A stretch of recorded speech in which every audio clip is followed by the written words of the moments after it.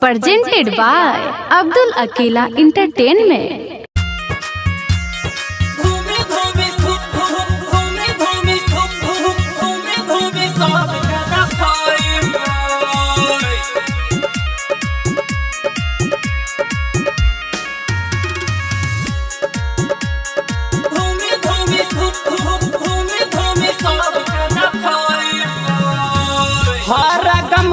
पहारा लगबै चश्मा अब्दुल भैया जैसन लगबै देखै अब्दुल भैया जैसन लगबै हरा गमछा पहारा लगबै चश्मा अब्दुल भैया जैसन लगबै देखै ओकरे नियन हाथ चमकैबै ओकरे नियन हाथ चमकैबै।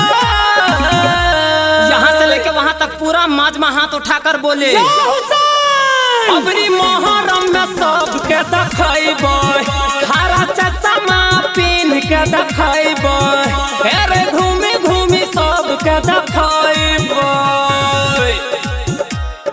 घूमी घूमी घूमी घूमी सबके देखैबै हरा चश्मा पिन्ह के देखैबै।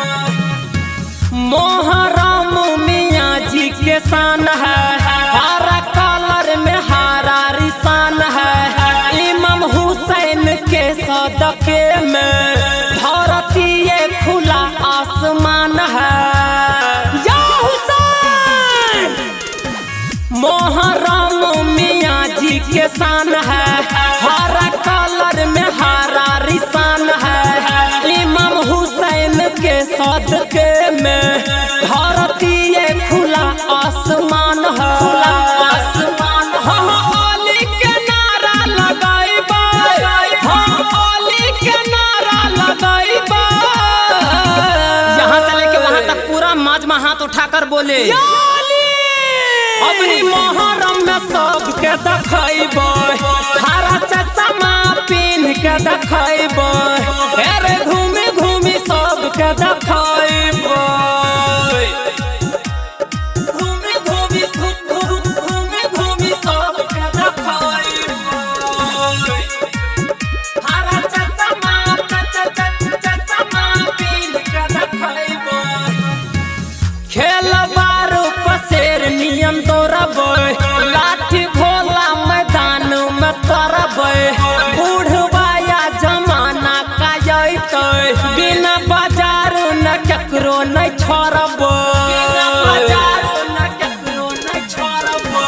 खेलबारू पसेर नियम दौड़बै लाठी भोला मैदान में तरबै बूढ़वा या जमाना कायतै बिना बाजार न केकरो नहीं छोड़बै अब्दुल अकेला के बोलैबै अब्दुल अकेला के बोलैबै।